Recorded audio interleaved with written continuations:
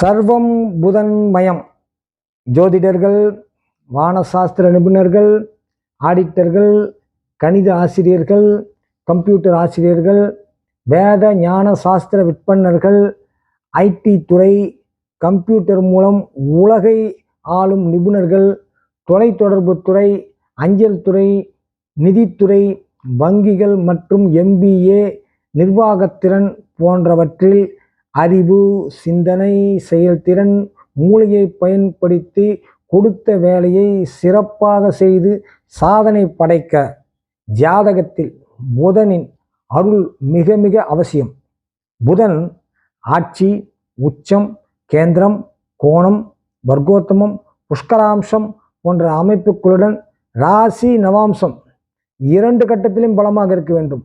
இப்படி பெற்றிருந்தால் மேலே சொன்ன துறைகளில் வெற்றி வாகை சூடுவார்கள்.